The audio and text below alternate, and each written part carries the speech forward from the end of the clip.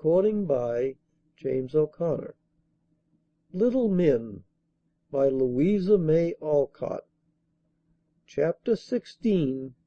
Taming the Colt. "What in the world is that boy doing?" said Mrs. Joe to herself, as she watched Dan running round the half-mile triangle as if for a wager. He was all alone, and seemed possessed by some strange desire to run himself into a fever, or break his neck, for after several rounds he tried leaping walls and turning somersaults up the avenue, and finally dropped down on the grass before the door as if exhausted. "Are you training for a race, Dan?" asked Mrs. Joe from the window where she sat. He looked up quickly, and stopped panting to answer with a laugh. "No, I'm only working off my steam." "Can't you find a cooler way of doing it? You will be ill if you tear about so in such warm weather," said Mrs. Joe, laughing also, as she threw him out a great palm leaf fan. "Can't help it. I must run somewhere," answered Dan, with such an odd expression in his restless eyes that Mrs. Joe was troubled, and asked quickly, "Is Plumfield getting too narrow for you?" "I wouldn't mind if it was a little bigger. I like it, though. Only the fact is the devil gets into me sometimes, and then I do want to bolt." The words seemed to come against his will, for he looked sorry the minute they were spoken, and seemed to think he deserved a reproof for his ingratitude. But Mrs. Joe understood the feeling, and, though sorry to see it, she could not blame the boy for confessing it. She looked at him anxiously, seeing how tall and strong he had grown, how full of energy his face was, with its eager eyes and resolute mouth, and remembering the utter freedom he had known for years before, she felt how even the gentle restraint of this home would weigh upon him at times when the old lawless spirit stirred in him. "Yes," she said to herself, "my wild hawk needs a larger cage. And yet, if I let him go, I am afraid he will be lost. I must try and find some lure strong enough to keep him safe. I know all about it," she added aloud. "It is not the devil, as you call it, but the very natural desire of all young people for liberty. I used to feel just so, and once I really did think for a minute that I would bolt." "Why didn't you?" said Dan, coming to lean on the low window ledge with an evident desire to continue the subject. "I knew it was foolish, and love for my mother kept me at home." "I haven't got any mother," began Dan. "I thought you had now," said Mrs. Joe, gently stroking the rough hair off his hot forehead. "You are no end good to me, and I can't ever thank you enough. But it just isn't the same, is it?" And Dan looked up at her with a wistful, hungry look that went to her heart. "No, dear, it is not the same, and never can be. I think an own mother would have been a great deal to you. But as that cannot be, you must try to let me fill her place. I fear I have not done all I ought, or you would not want to leave me," she added sorrowfully. "Yes, you have!" cried Dan eagerly. "I don't want to go, and I won't go if I can help it; but every now and then I feel as if I must burst out somehow. I want to run straight ahead somewhere, to smash something, or pitch into somebody. Don't know why, but I do, and that's all about it." Dan laughed as he spoke, but he meant what he said, for he knit his black brows and brought down his fist on the ledge with such force that Mrs. Joe's thimble flew off into the grass. He brought it back, and as she took it she held the big brown hand a minute, saying with a look that showed the words cost her something: "Well, Dan, run if you must, but don't run very far. And come back to me soon, for I want you very much." He was rather taken aback by this unexpected permission to play truant, and somehow it seemed to lessen his desire to go. He did not understand why, but Mrs. Joe did, and, knowing the natural perversity of the human mind, counted on it to help her now. She felt instinctively that the more the boy was restrained, the more he would fret against it. But leave him free, and the mere sense of liberty would content him, joined to the knowledge that his presence was dear to those whom he loved best. It was a little experiment, but it succeeded, for Dan stood silent a moment, unconsciously picking the fan to pieces and turning the matter over in his mind.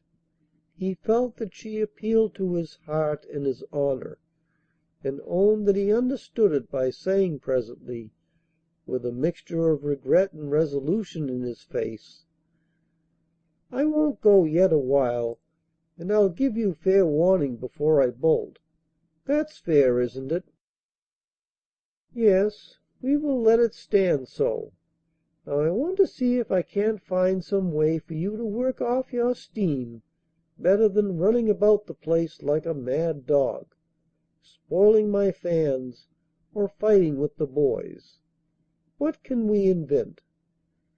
And while Dan tried to repair the mischief he had done, Mrs. Joe racked her brain for some new device to keep her truant safe until he had learned to love his lessons better. "How would you like to be my expressman?" she said, as a sudden thought popped into her head. "Go into town and do the errands?" asked Dan, looking interested at once. "Yes. Franz is tired of it. Silas cannot be spared just now, and Mr. Bear has no time. Old Andy is a safe horse. You are a good driver, and know your way about the city as well as a postman. Suppose you try it, and see if it won't do most as well to drive away 2 or 3 times a week as to run away once a month." "I'd like it ever so much, only I must go alone and do it all myself. I don't want any of the other fellows bothering round," said Dan, taking to the new idea so kindly that he began to put on business airs already. "If Mr. Bear does not object, you shall have it all your own way. I suppose Emil will growl, but he cannot be trusted with horses, and you can. By the way, to morrow is market day, and I must make out my list. You had better see that the wagon is in order, and tell Silas to have the fruit and vegetables ready for Mother. You will have to be up early, and get back in time for school. Can you do that?" "I'm always an early bird, so I don't mind," and Dan slung on his jacket with dispatch. "The early bird got the worm this time, I'm sure," said Mrs. Joe merrily. "And a jolly good worm it is," answered Dan, as he went laughing away to put a new lash to the whip, wash the wagon, and order Silas about with all the importance of a young expressman. "Before he is tired of this, I will find something else and have it ready when the next restless fit comes on," said Mrs. Joe to herself, as she wrote her list with a deep sense of gratitude that all her boys were not Dan's. Mr. Bear did not entirely approve of the new plan, but agreed to give it a trial, which put Dan on his mettle and caused him to give up certain wild plans of his own, in which the new lash and the long hill were to have borne a part. He was up and away very early the next morning, heroically resisting the temptation to race with the milkman going into town. Once there he did his errands carefully, to Mr. Bear's surprise and Mrs. Joe's great satisfaction. The Commodore did growl at Dan's promotion, but was pacified by a superior padlock to his new boathouse, and the thought that seamen were meant for higher honors than driving market wagons and doing family errands. So Dan filled his new office well and contentedly for weeks, and said no more about bolting. But one day Mr. Bear found him pummeling Jack, who was roaring for mercy under his knee. "Why, Dan, I thought you had given up fighting," he said as he went to the rescue. "We ain't fighting. We are only wrestling," answered Dan, leaving off reluctantly. "It looks very much like it, and feels like it, hey, Jack?" said Mr. Bear, as the defeated gentleman got upon his legs with difficulty. "Catch me wrestling with him again! He's 'most knocked my head off," snarled Jack, holding on to that portion of his frame as if it really was loose upon his shoulders. "The fact is, we began in fun, but when I got him down I couldn't help pounding him. Sorry I hurt you, old fellow," explained Dan, looking rather ashamed of himself. "I understand. The longing to pitch into somebody was so strong you couldn't resist. You are a sort of berserker, Dan, and something to tussle with is as necessary to you as music is to Nat," said Mr. Bear, who knew all about the conversation between the boy and Mrs. Joe. "Can't help it. So if you don't want to be pounded you'd better keep out of the way," answered Dan, with a warning look in his black eyes that made Jack sheer off in haste. "If you want something to wrestle with, I will give you a tougher specimen than Jack," said Mr. Bear, and leading the way to the wood yard, he pointed out certain roots of trees that had been grubbed up in the spring and had been lying there waiting to be split. "There, when you feel inclined to maltreat the boys, just come and work off your energies here, and I'll thank you for it." "So I will." And seizing the axe that lay near, Dan hauled out a tough root, and went at it so vigorously that the chips flew far and wide, and Mr. Bear fled for his life.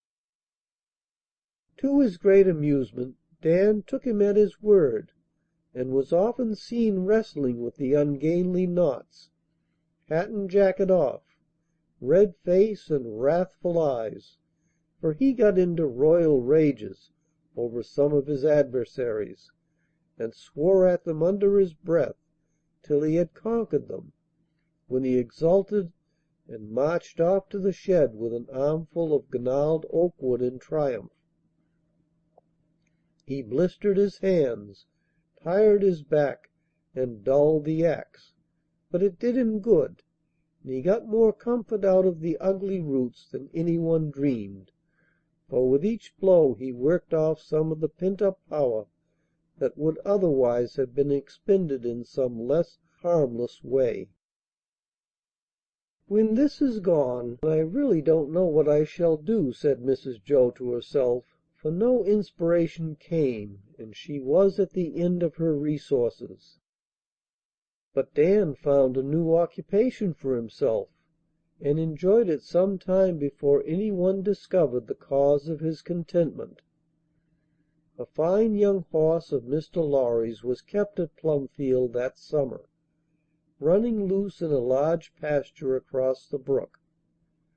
The boys were all interested in the handsome, spirited creature, and for a time were fond of watching him gallop and frisk with his plumy tail flying and his handsome head in the air. But they soon got tired of it, and left Prince Charlie to himself. All but Dan. He never tired of looking at the horse, and seldom failed to visit him each day with a lump of sugar, a bit of bread, or an apple to make him welcome.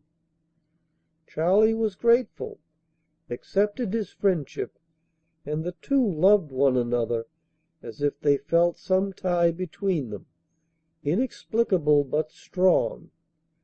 In whatever part of the wide field he might be, Charlie always came at full speed when Dan whistled at the bars, and the boy was never happier than when the beautiful fleet creature put its head on his shoulder, looking up at him with fine eyes full of intelligent affection. "We understand one another without any palaver, don't we, old fellow?" Dan would say, proud of the horse's confidence, and so jealous of his regard that he told no one how well the friendship prospered, and never asked anybody but Teddy to accompany him on these daily visits. Mr. Lorry came now and then to see how Charlie got on, and spoke of having him broken to harness in the autumn. "He won't need much taming. He is such a gentle, fine tempered brute. I shall come out and try him with a saddle myself some day," he said on one of these visits. "He lets me put a halter on him, but I don't believe he will bear a saddle, even if you put it on," answered Dan, who never failed to be present when Charlie and his master met. "I shall coax him to bear it, and not mind a few tumbles at first. He has never been harshly treated, so, though he will be surprised at the new performance, I think he won't be frightened, and his antics will do no harm." "I wonder what he would do," said Dan to himself, as Mr. Lorry went away with the professor, and Charlie returned to the bars from which he had retired when the gentleman came up. A daring fancy to try the experiment took possession of the boy as he sat on the topmost rail, with the glossy back temptingly near him. Never thinking of danger, he obeyed the impulse, and while Charlie unsuspectingly nibbled at the apple he held, Dan quickly and quietly took his seat. He did not keep it long, however, for with an astonished snort Charlie reared straight up and deposited Dan on the ground. The fall did not hurt him, for the turf was soft, and he jumped up, saying with a laugh, "I did it anyway. Come here, you rascal, and I'll try it again." But Charlie declined to approach, and Dan left him, resolving to succeed in the end, for a struggle like this suited him exactly. Next time he took a halter, and, having got it on, he played with the horse for a while, leading him to and fro, and putting him through various antics till he was a little tired. Then Dan sat on the wall and gave him bread, but watched his chance, and, getting a good grip of the halter, slipped on to his back. Charlie tried the old trick, but Dan held on, having had practice with Toby, who occasionally had an obstinate fit and tried to shake off his rider. Charlie was both amazed and indignant, and after prancing for a minute, set off at a gallop, and away went Dan heels over head. If he had not belonged to the class of boys who go through all sorts of dangers unscathed, he would have broken his neck. As it was, he got a heavy fall, and lay still collecting his wits, while Charlie tore round the field, tossing his head with every sign of satisfaction at the discomfiture of his rider. Presently it seemed to occur to him that something was wrong with Dan, and, being of a magnanimous nature, he went to see what the matter was. Dan let him sniff about and perplex himself for a few minutes. Then he looked up at him, saying as decidedly as if the horse could understand, "You think you are beaten, but you are mistaken, old boy, and I'll ride you yet. See if I don't." He tried no more that day, but soon after attempted a new method of introducing Charlie to a burden. he strapped a folded blanket on his back, and then let him race and rear, and roll and fume as much as he liked. After a few fits of rebellion Charlie submitted, and in a few days permitted Dan to mount him, often stopped short to look round, as if he said, half patiently, half reproachfully, "I don't understand it, but I suppose you mean no harm, so I permit the liberty."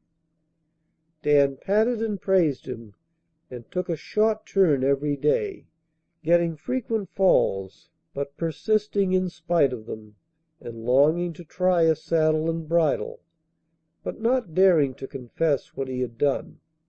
He had his wish, however, for there had been a witness of his pranks who said a good word for him. "Do you know what that chap has been doin' lately?" asked Silas of his master one evening as he received his orders for the next day. "Which boy?" said Mr. Bear, with an air of resignation, expecting some sad revelation. "Dan. He's been a breakin' the colt, sir, and I wish I may die if he ain't done it," answered Silas, chuckling. "How do you know?" "Well, I kinder keep an eye on the little fellers, and most generally know what they're up to. So when Dan kept goin' off to the pasture and coming home black and blue, I mistrusted that something was goin' on. I didn't say nothin', but I crept up into the barn chamber, and from there I see him going through all manner of games with Charlie. Blest if he wa'n't throwed time and agin, and knocked round like a bag o' meal. But the pluck of that boy did beat all, and he 'peared to like it, and kept on as if bound to beat." "But, Silas, you should have stopped it. The boy might have been killed," said Mr. Bear, wondering what freak his irrepressibles would take into their heads next. "'Spose I oughter, but there wa'n't no real danger, for Charlie ain't no tricks, and is as pretty a tempered horse as ever I see. Fact was, I couldn't bear to spile sport, for if there's anything I do admire it's grit, and Dan is chocked full on't. But now I know he's hankerin' after a saddle, and yet won't take even the old one on the sly. So I just thought I'd up and tell, and maybe you'd let him try what he can do. Mr. Lorry won't mind, and Charlie's all the better for't." "We shall see," and off went Mr. Bear to inquire into the matter. Dan owned up at once, and proudly proved that Silas was right by showing off his power over Charlie, for by dint of much coaxing, many carrots, and infinite perseverance he really had succeeded in riding the colt with a halter and blanket. Mr. Lorry was much amused and well pleased with Dan's courage and skill, and let him have a hand in all future performances, for he set about Charlie's education at once, saying that he was not going to be outdone by a slip of a boy. Thanks to Dan, Charlie took kindly to the saddle and bridle when he had once reconciled himself to the indignity of the bit, and after Mr. Lorry had trained him a little, Dan was permitted to ride him, to the great envy and admiration of the other boys. "Isn't he handsome? And don't he mind me like a lamb?" said Dan one day, as he dismounted and stood with his arm round Charlie's neck. "Yes, and isn't he a much more useful and agreeable animal than the wild colt who spent his days racing about the field, jumping fences, and running away now and then?" asked Mrs. Bear from the steps where she always appeared when Dan performed with Charlie. "Of course he is. See, he won't run away now, even if I don't hold him, and he comes to me the minute I whistle. I have tamed him well, haven't I?" And Dan looked both proud and pleased, as well he might, for in spite of their struggles together, Charlie loved him better than his master. "I am taming a colt too, and I think I shall succeed as well as you if I am as patient and persevering," said Mrs. Joe, smiling so significantly at him that Dan understood and answered, laughing, yet in earnest: "We won't jump over the fence and run away, but stay and let them make a handsome, useful span of us. Hey, Charlie?" Chapter 17. James O'Connor, Randolph, Massachusetts, December, 2010.